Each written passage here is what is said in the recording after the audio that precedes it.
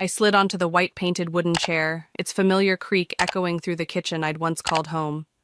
The air hung thick with the scent of pot roast and garlic bread, curling around me like a warm memory.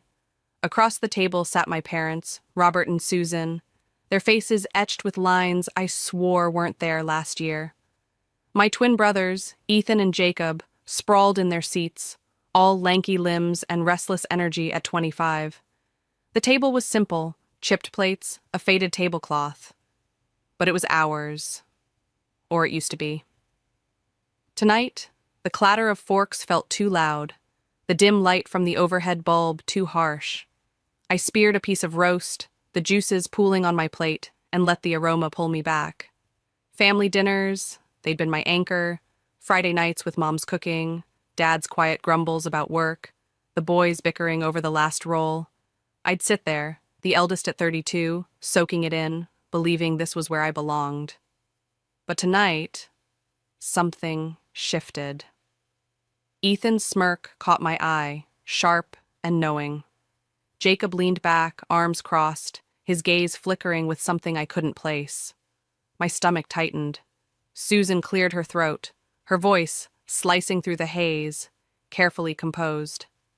"Victoria, we want to talk to you about an important decision." I set my fork down, its metal cool against my fingers. Robert straightened, his tone steady but lacking its usual warmth. "We've finalized our will, and we want you to hear it from us now so there's no confusion later." Confusion? My pulse quickened, a dull thud in my ears. I glanced at Mom, her hands twisting the edge of her napkin, then at Dad, his jaw tight. The boys watched me, Ethan's grin widening, Jacob's eyes glinting. The pot roast turned sour in my mouth. This wasn't just dinner. It was a reckoning. I swallowed hard, the weight of their stares pinning me to the chair. Whatever came next, I knew it'd change everything. And deep down, I wasn't sure I was ready. Ethan leaned back, crossing his arms over his chest, a smug smirk curling his lips. "To put it simply, everything goes to us." The words hit like a slap, sharp and cold. I froze. "What?" Jacob repeated it, his tone light, like he was tossing out some casual fact. "Mom and Dad are leaving the house, the beach condo, all their assets to us. You get nothing." The room fell silent, save for the faint hum of traffic drifting in from the quiet suburban street outside.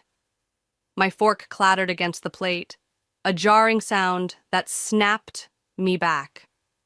I turned to Mom, her face a mask of forced calm, waiting for her to deny it, to laugh it off as some cruel joke. But she only gave a small, firm nod.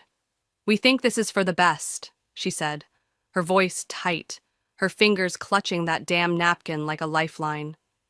"You have a stable career, a solid income, but Ethan and Jacob, they're still finding their way.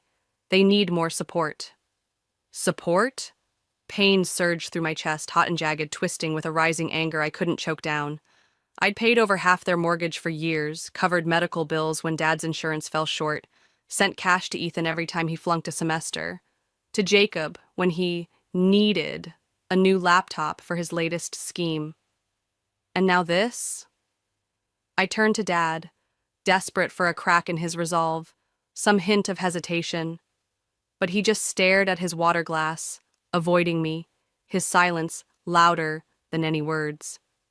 "So, after everything I've done, you've decided I don't deserve anything?" My voice wavered, despite my grip on the table's edge, the wood biting into my palms. I couldn't hide the hurt, raw and spilling out. Mom sighed, her eyes narrowing with that familiar disappointment. "Victoria, you always make everything about money." I clenched my hands under the table, nails digging into my skin. "It's not about money," I said, forcing my voice steady, though it shook at the edges. "It's about fairness, about how I've always been there when you needed me. But now, just because I don't lean on you, I'm nothing to this family?" Ethan let out a short, barking laugh, shaking his head. "You're being dramatic. No one forced you to help. You just liked playing the martyr." Jacob chuckled, amusement flickering in his eyes. Maybe you thought if you threw enough cash our way, Mom and Dad would finally love you as much as they love us.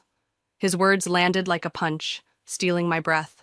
I looked to my parents, waiting for them to correct him, to call out his cruelty. Nothing.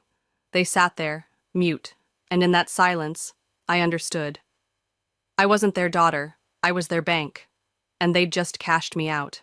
Jacob's laugh still echoed in my skull as I stared at them, Mom's pinched lips, Dad's averted eyes, Ethan's smug tilt of the head. The air in the kitchen thickened, the scent of pot roast now cloying, meaningless. Pain swelled in my throat, a lump I couldn't swallow. I took a deep breath, steadying myself against the storm inside.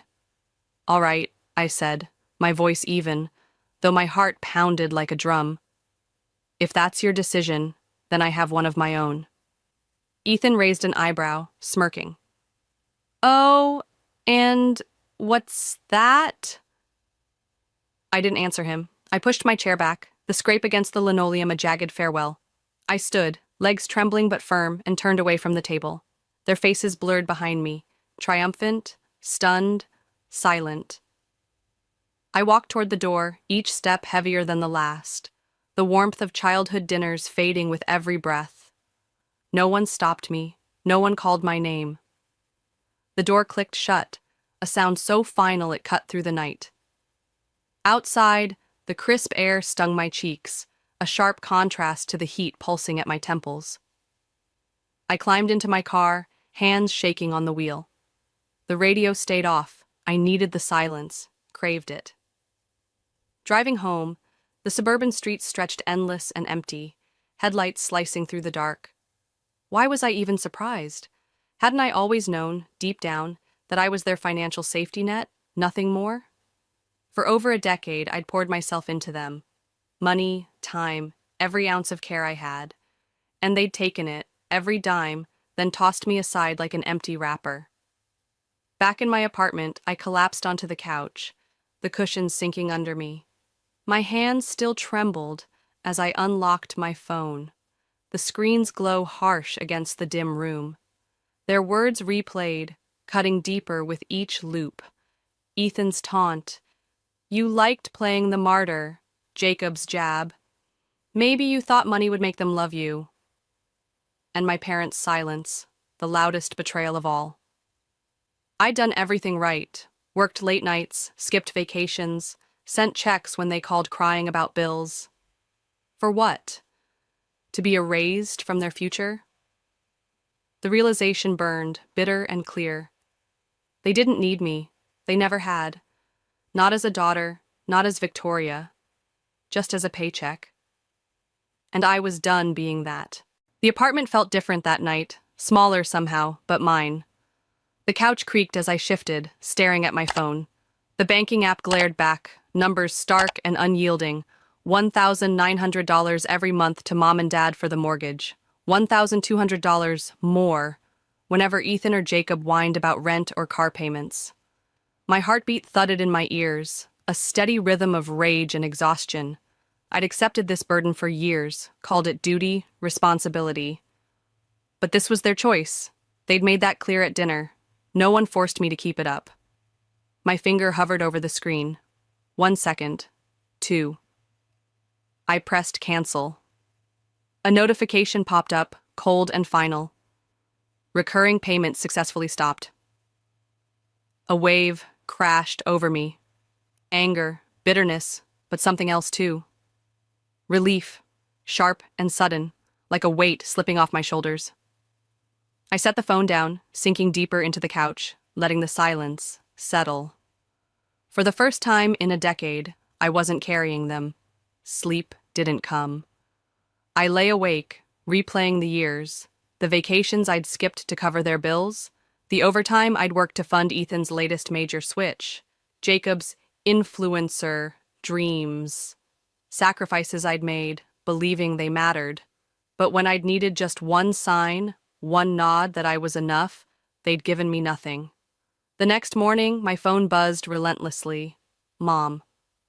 I hesitated, then answered.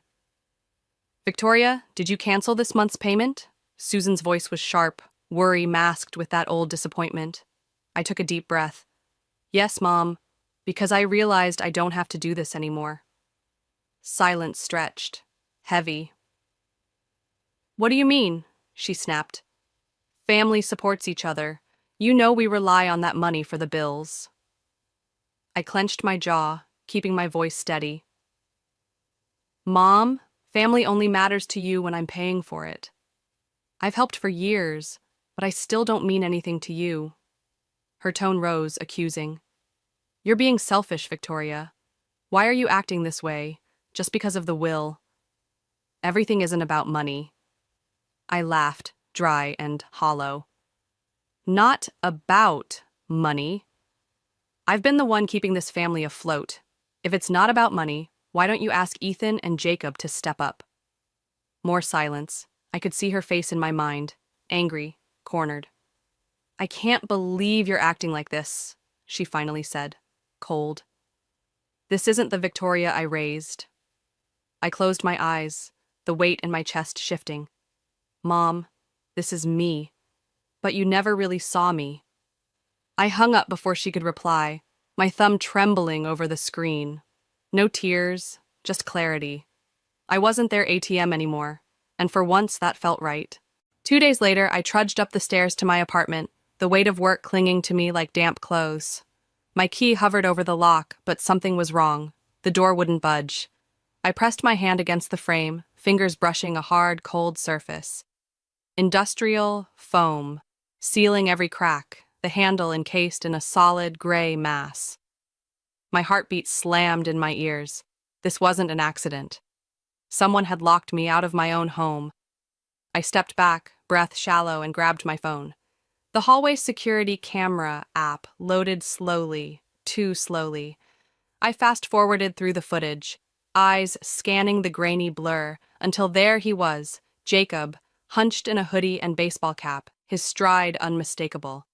He held a spray can, smirking as he filled the gaps, deliberate, spiteful. My hands trembled, rage boiling up my spine. This wasn't just anger. It was retaliation.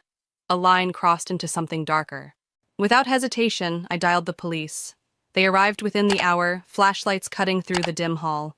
I handed over the footage, my voice steady despite the fire in my chest. That's my brother, Jacob Miller. He did this. An officer watched the clip, nodding slowly. Do you want to press charges, Ms. Williams? I gripped my phone tighter, the chill of the foam still on my fingertips. If I let this go, it'd escalate. Jacob wouldn't stop. I met the officer's gaze, firm. Yes, I want him held accountable. They took my statement, the foam's chemical stink lingering as they pried at the door. I stood there, watching, the reality sinking in. My family wasn't just cutting me out. They were fighting back, claws out. Jacob's stunt wasn't a prank. It was a message. But I wasn't the sister who'd roll over anymore. I'd given them everything, money, time, my sanity, and they'd thrown it back in my face. Now, they'd face consequences, not me. As the police left, promising updates, I exhaled, the anger settling into something colder, sharper. This was war, and I wasn't backing down. The next day, my phone buzzed with a call from Dad. I ignored it. Then Ethan, then Dad again. Finally, I picked up, bracing myself. Victoria, your brother got called in by the police, Robert barked, his voice harsh, accusing. How could you do this to your own family? I leaned against my kitchen counter, the cool edge grounding me. Jacob vandalized my apartment, Dad. He sealed my door shut. If he doesn't want charges, he can pay for the damages. His tone dropped, incredulous. How much? I didn't hesitate. $3,000. How could you extort your own brother like this? He snapped. I let out a dry chuckle, the sound brittle. It's not extortion, Dad. It's consequences. He hung up, the line dead before I could say more.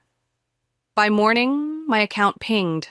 A $3,000 transfer attached to a note from Jacob. I never want to see you again. I read it, felt nothing, and moved on.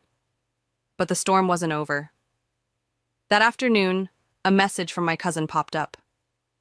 Victoria, is this true? People are saying you abandoned your family when they're struggling. I frowned, unease prickling my skin. Another text followed, from an old friend. How could you cut off your parents and brothers? They took care of you your whole life. I opened Facebook, and there it was, Mom's post, a long, tear-stained lie. She'd written that I'd turned my back on them in their time of need, that I was selfish, money-obsessed, leaving my aging parents and struggling brothers with nothing. Comments poured in, strangers offering sympathy, relatives vilifying me. So sad when kids forget where they came from, one wrote. Money's gone to her head, another sneered. Anger flared in my chest, hot and fierce. They'd twisted everything, omitted the mortgage I'd paid, the tuition I'd covered, Jacob's vandalism. I'd been their lifeline, not their villain. I sat in silence, weighing my options. Stay quiet, let them win the narrative. Number I'd taken their crap for too long. I opened my app, fingers flying as I typed. If my family wants to make this public, here's the truth. I laid it out.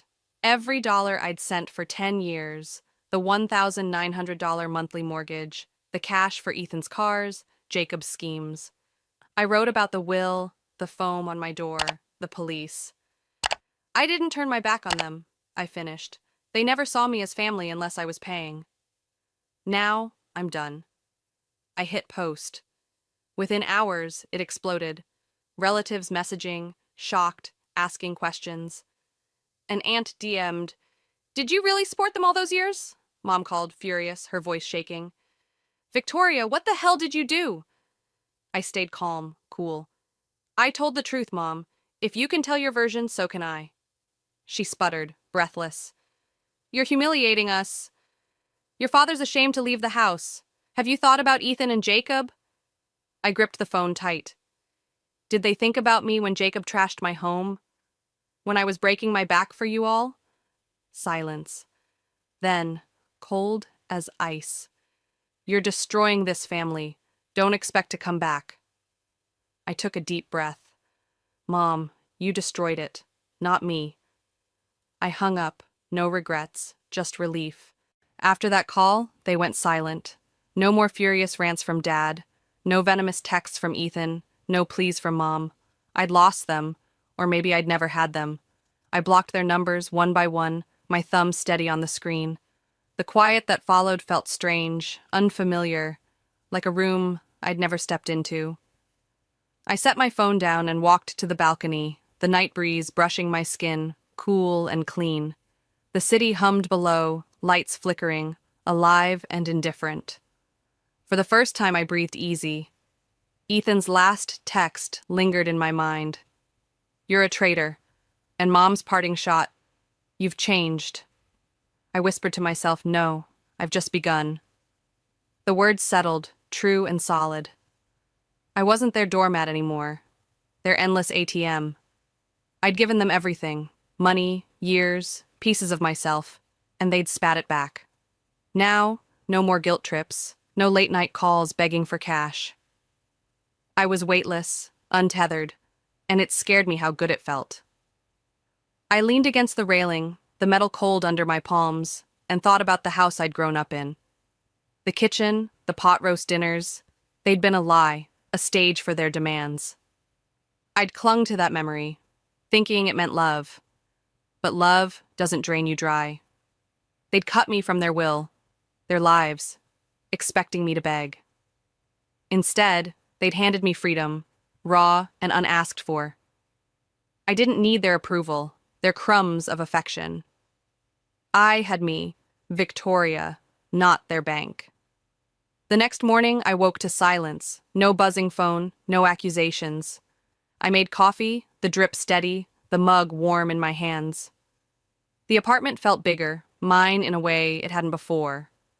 I glanced at the bank app, no transfers scheduled, no red numbers screaming debt. Just my money, my life. I stepped back onto the balcony, the sun rising over the skyline, painting it gold. This was it, my start, my rules. They'd let me go, or I'd let them go. Either way, I wasn't looking back. The breeze carried away the last of their hold, and I stood there, free. Weeks later, I booked a ticket to Italy. I'd dreamed of it forever. Florence's winding streets, the art, the air. But every time I'd saved up, Mom's voice would echo, "We need help with the bills." Not anymore. I landed in Florence, the plane's hum fading into a new rhythm. Cobblestones under my feet, espresso drifting from outdoor cafes. The city buzzed, alive, and I felt it too. A spark I hadn't known I'd lost. No one here needed me to pay their way. I was just Victoria, free to breathe. I wandered through narrow alleyways, past terracotta rooftops glowing in the sun. Museums swallowed my afternoons, Renaissance paintings I'd only seen in books, their colors pulling me in. One evening, I sat in a small cafe near Piazza della Signoria, sipping a cappuccino, the foam warm against my lips. A voice broke the quiet. "You seem to really like this place." I looked up, meeting warm brown eyes and a relaxed smile. He had light hair, a easy confidence. "Alex Carter," he said, pulling out a chair without asking. "I think I just fell in love with this city," I replied, smiling back, the words light on my tongue. We talked, hours slipping by unnoticed. He was 34, from New York, an interior designer obsessed with European architecture. His voice was calm, steady, sometimes laced with humor that made me laugh without effort. No pressure, no expectations, just two strangers connecting under an Italian sky. "This is my third time back," he said, grinning. I raised an eyebrow. "A loyal traveler, huh?" "Something like that," he shrugged, and I liked how simple it felt. The next few days blurred into a dream. Alex joined me at markets, haggling over trinkets, his laughter bright against the chatter. We sampled gelato, pistachio, tart, and sweet, walked the Arno River as the sunset painted it gold. He didn't ask about my past, my family. He saw me, not my burdens, and it hit me how rare that was. One night, on a rooftop terrace, the city lights glowed below, and I smiled to myself. I'd once thought happiness hinged on them, Mom, Dad, the boys. I'd given enough, I'd thought, to earn their love. But here, with pasta on my plate and wine in my glass, I knew better. Back home, work noticed. I'd thrown myself into a project, laser-focused, finishing it early. The promotion letter came a week after I returned, my new office overlooking the city through floor-to-ceiling windows. I stood there proud, no one to share it with but myself, and that was enough. Alex texted sometimes, casual, "Miss Florence yet?" I did, but I missed me there most, unburdened, alive. Italy hadn't just been a trip. It was proof I could build something new, something mine, and I wasn't letting go of that. Months passed, and whispers about my old family started filtering in. I was pouring coffee one morning, the steady drip filling my mug, when my phone buzzed. A text from Aunt Karen, Mom's cousin, flickered on the screen. "Victoria, I know you don't care about them anymore, but your parents are struggling. Robert's working night shifts at a warehouse. Susan's taking hourly cleaning jobs. They look exhausted." I paused, staring at the words, the steam curling up from my cup. I'd seen this coming. They'd leaned on me for years, never planning beyond my checks. Now, reality hit them hard. I set the phone down, no reply forming in my mind. A few days later, a friend mentioned Ethan had lost his job. Too many late nights, not enough effort. Jacob, still chasing his influencer dream, posted filtered photos but got nowhere, likes drying up. I wasn't surprised. They'd had every chance to stand on their own, to learn what I'd learned: work, grit, survival. Instead, they'd banked on me, and when I walked away, their house of cards collapsed. I sipped my coffee, the bitterness sharp on my tongue, but I felt no guilt, no pull to fix it. Their decline wasn't my burden anymore. I'd carried them too long, pouring my life into theirs while they took without thanks. Now they faced the mess they'd made, and I stood apart, steady.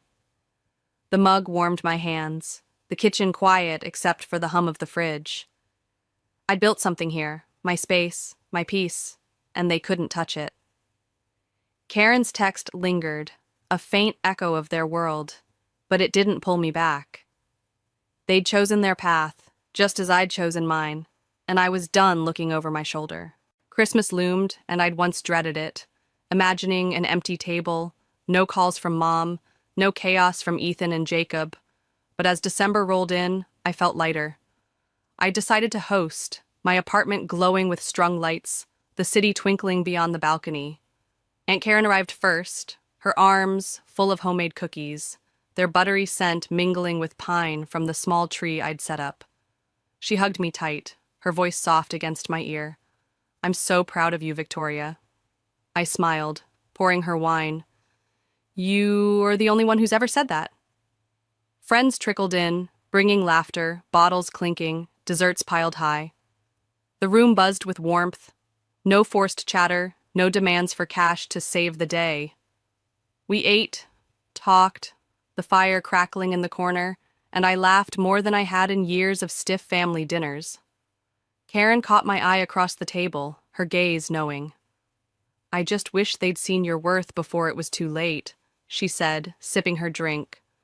I shrugged, the weight of her words soft now, not sharp.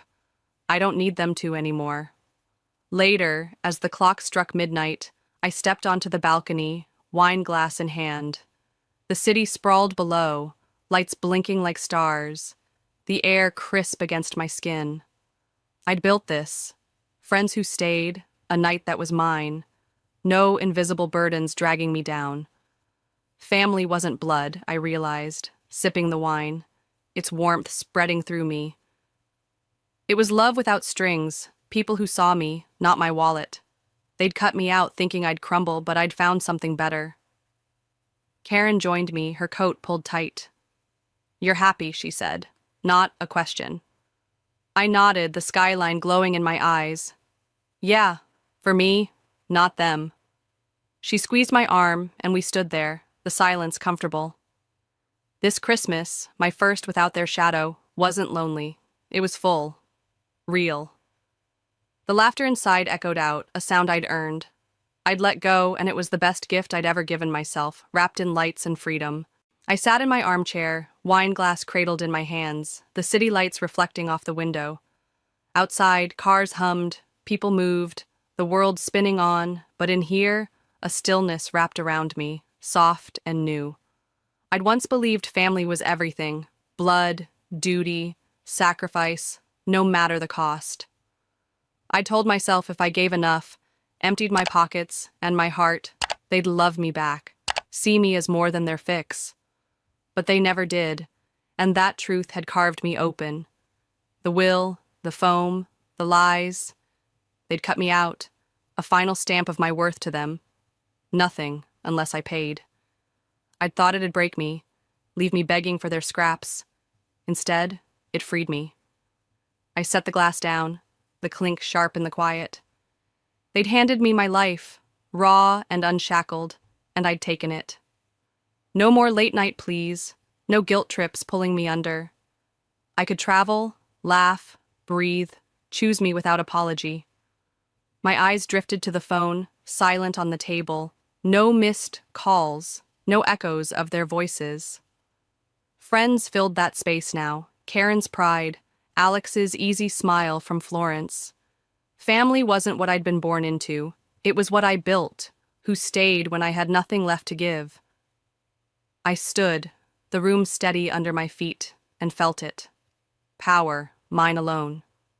I'd been their bank, their crutch, but now I was Victoria, whole, free. The lights outside pulsed, alive like me, and I knew, sipping the last of my wine, this life was mine to live, not theirs to take. At the family party with fairy lights strung like promises overhead, and laughter echoing off champagne glasses, my father raised his glass, looked straight at me and said, "Tanya, try not to embarrass us tonight like you always do." Some cousins laughed. My aunt sipped her wine. My mother looked down at her plate. No one said anything. Neither did I. I simply excused myself, walked out past the perfectly trimmed hedges, got in my car, and drove away. No tears, no drama, just a silence sharp enough to slice through every memory of trying to belong. That was the last time I attended a Thompson gathering, because that night I stopped trying to earn their pride. And a year later, I bought my dream house. Then I threw the most beautiful party of my life, and they found out on Instagram. Growing up a Thompson meant learning early that there were only 3 acceptable definitions of success: degrees, titles, and quiet obedience. My brother Michael followed that script flawlessly. Yale Medical, now a well-respected surgeon with 2 kids who never wear anything wrinkled. My sister Emily, made partner at a law firm by 31 and married a man who owns 3 golf memberships. Me, I painted on walls, rearranged furniture obsessively as a child, and once turned the garage into a greenhouse for a 6th grade science fair. I wasn't the golden child. I was the she's creative one. Every time I shared something I was proud of, like a mural I got commissioned for a community center, or a sustainable redesign project, I got the same reaction. A tilt of the head, a polite smile, then a quick subject change to Michael's latest surgery or Emily's new Tesla. I remember once overhearing my aunt tell someone at a wedding, "Tanya's sweet, she just hasn't found her lane yet." I was 29, running my own small interior design studio. Living in a sunlit apartment I curated down to the last detail. But to them, I was still the strange one with candles and mood boards. They didn't see intention. They saw instability. They didn't hear passion. They heard risk. I tried for years to close the gap. I'd show up early to family dinners, offer to decorate for events, even helped redo my parents' entire living room free of charge. When they hosted Emily's engagement party, I built the floral arch by hand. They said it looked quirky. When I gave Michael a watercolor sketch of his newborn son's nursery, he laughed and said, "Thanks, but we're going with a real decorator." By the time I turned 30, I stopped offering. Not because I was angry, but because I realized some people will never respect a version of success they don't recognize. Holidays for most people are about warmth, tradition, shared memories. For me, they were landmines wrapped in ribbon. Every Thanksgiving, I'd walk in with a pie I baked from scratch, only to hear my dad say, "Emily brought wine. Michael brought prime rib. Tanya brought feelings, I guess." Everyone chuckled like it was clever. I'd just smile and head to the kitchen where I belonged. Apparently at Christmas, while my siblings bragged about bonuses and real estate, someone would inevitably turn to me and ask, "So are you still doing that artsy stuff?" As if my career were a phase like braces or journaling. The worst was Mother's Day 2 years ago. I had spent days designing a custom herb wall for my mom's garden. She loved cooking with fresh basil. I built it by hand, stenciled her initials in the corner. She barely looked at it. Meanwhile, Emily handed her a luxury handbag and the room erupted in applause. No one even noticed I had dirt under my nails. They never yelled. They didn't need to. Everything was delivered with a smile, a clink of a glass, a pat on the shoulder like passive aggression wrapped in monogrammed napkins. The unspoken message was always clear. I was the odd one, the aesthetic one, the disappointment who dressed nice but couldn't really contribute. I started dreading the invitations. Not because I didn't love family, but because every gathering became a mirror showing me just how invisible I truly was. One Easter, I arrived late, and my name card was missing. They gave me a paper one someone wrote in marker. Emily laughed. "Look, Tanya's got the arts and crafts place." Even my chair wobbled. I tried to laugh it off. I always did.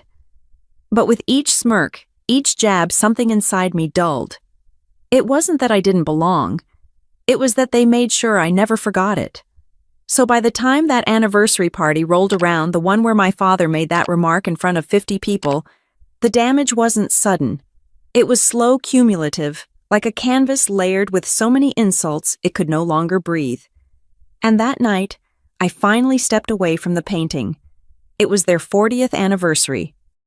The Thompsons rented out a vineyard estate with twinkling garden lights, a jazz trio, and a string of catered courses no one could pronounce. Emily organized the seating chart. Michael brought a slideshow. I wore a dress. I made myself silk dusky rose hand-stitched neckline. I thought maybe, just maybe tonight would be different.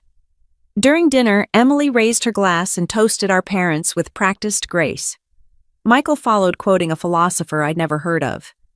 Then someone, probably Aunt Linda, called out, "Tanya, your turn." I hesitated. My fork hovered over lamb. Dad looked at me and smirked. "Sure, let's hear from the family artist." I stood heart-thumping against my ribs. "I don't have a rehearsed speech," I began, "but I just wanted to say thank you for showing us that longevity and love is possible, even when that's as far as I got." My father raised his glass and cut me off, laughing. "Maybe spare us the poetry this time, huh? Let's keep it festive." The room chuckled. My cheeks burned. I opened my mouth and closed it again. Everyone was watching. I smiled, small tight, sat back down. No one said a word, not even my mother. The band started playing again. Emily leaned over and whispered, "You're too sensitive. It's just his way." But it wasn't just his way. It was always his way. Every dig disguised as humor. Every interruption framed as lighten up. Every time I opened my mouth and got edited in real time. And suddenly I saw it. Years of biting my tongue, of trying to be polite, palatable, pleasant, of shrinking. The lamb on my plate had gone cold. The wine tasted bitter. My hands trembled under the tablecloth. So I stood up again. Only this time I didn't raise a glass. I didn't say a word. I picked up my clutch, nodded once to no one in particular, and walked straight out through the garden, past the fairy lights, past the topiaries, past the vintage Cadillac they'd rented for photos. No one followed me. I got in my car, drove away, windows down, dress fluttering, and for the first time in a decade, I wasn't leaving in shame.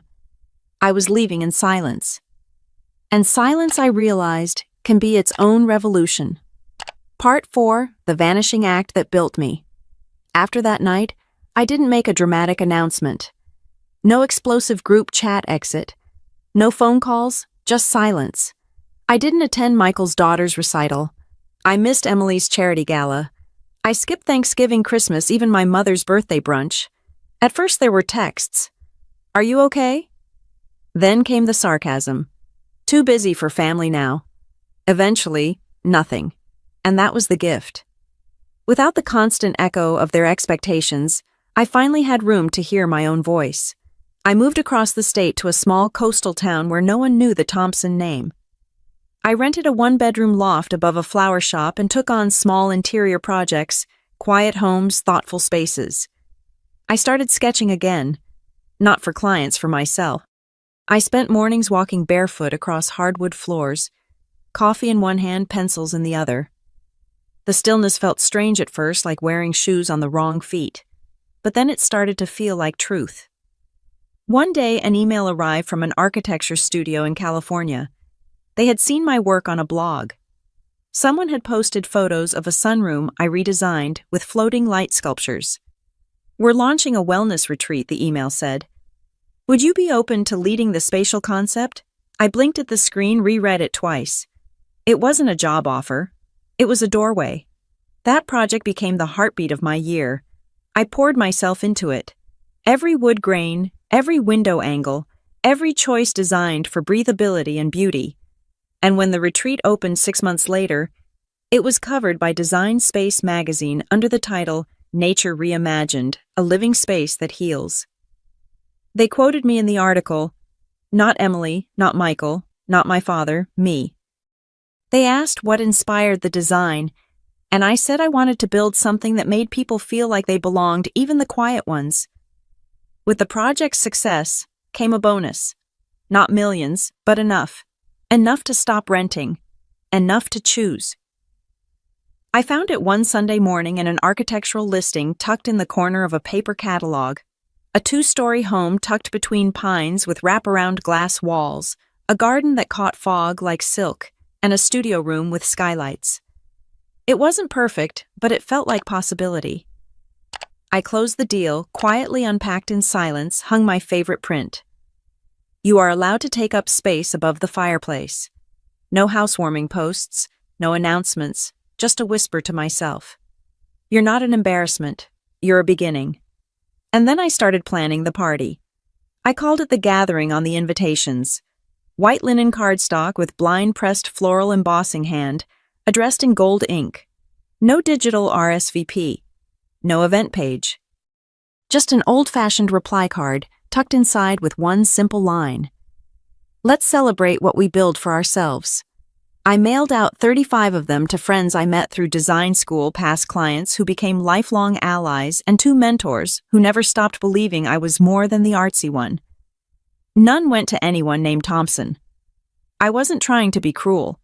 I was choosing peace. The house was ready just in time.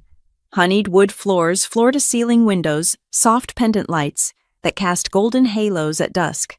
The garden was where the real magic happened.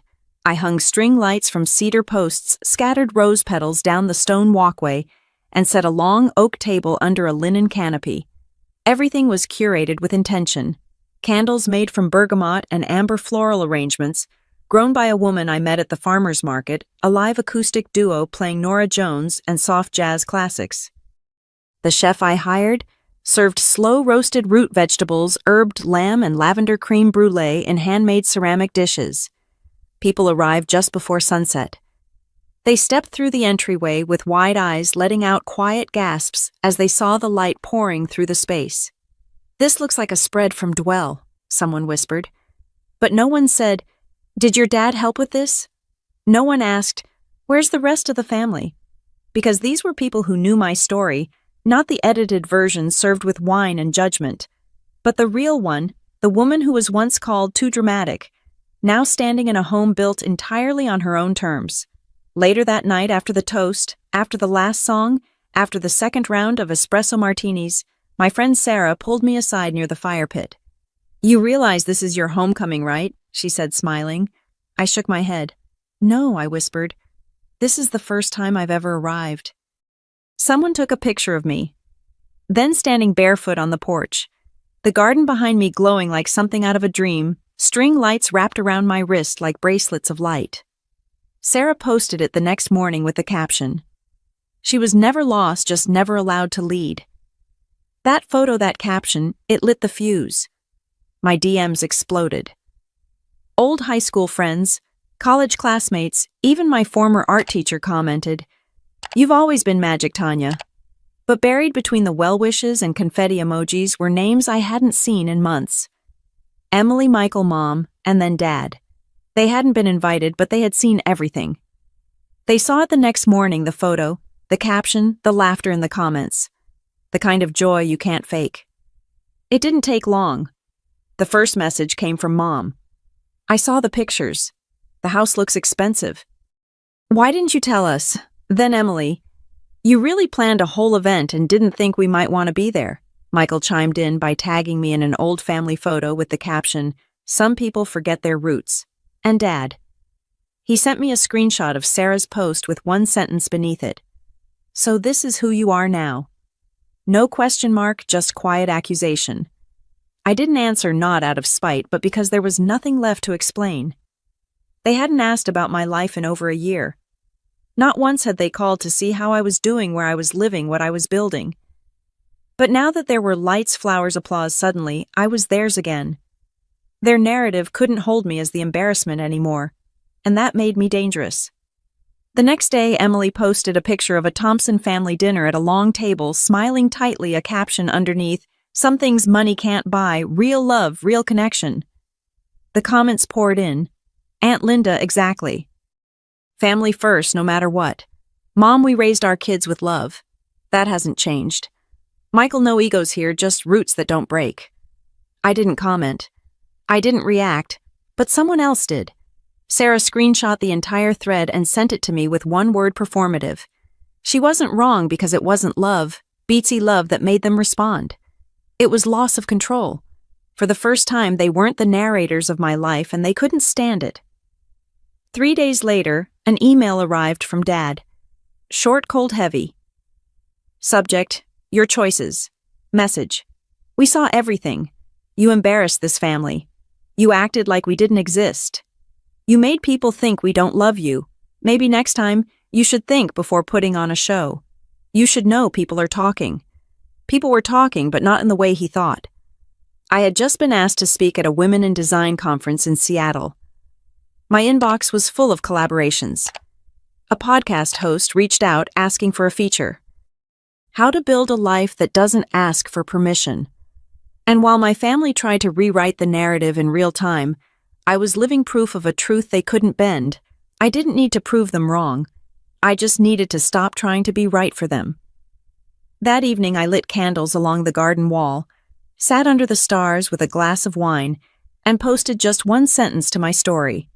White text on black screen. Silence isn't distance. Sometimes it's healing. They watched it, all of them. But this time they said nothing. The message came quietly. No group thread, no guilt-laced subject line, just a single text from Emily. Coffee, just us, no performance. I stared at it for a long moment, then typed back. Neutral place, no expectations. We met at a quiet cafe tucked between a bookstore and a flower shop. My kind of sanctuary. She was already there when I arrived, tapping her spoon against a cappuccino, her shoulders unnaturally tight. Hey, she said. I sat down. Hey. For a moment we said nothing. Then she exhaled hard, breaking the stillness. Look, I know we've been awful. I won't defend it. She stirred her drink slowly. But that party, seeing it online not being there, it felt like a slap. I raised an eyebrow. A slap? Yes, we were excluded. I took a slow sip of my tea before replying. Emily, I've been excluded my entire life. From jokes, from conversations, from mattering. She looked down. I continued. That night wasn't about revenge. It was the first time I celebrated myself without apology. She nodded slowly. I get that now, or I'm trying to. There was silence again, but this time it didn't feel combative. Emily finally said, You always scared us, Tanya. You never fit into the blueprint. You felt unpredictable. I laughed quietly. You mean I didn't follow the family formula? She smiled faintly. Something like that. Then she looked up, eyes clearer. What would it take for us to try again? I leaned in, calm but firm. You don't get to rewrite me. You don't get to poke fun and call it just teasing. If you want to be in my life, you come in as an equal. No hierarchy, no performance, and absolutely no expectations of access. Emily blinked, then nodded.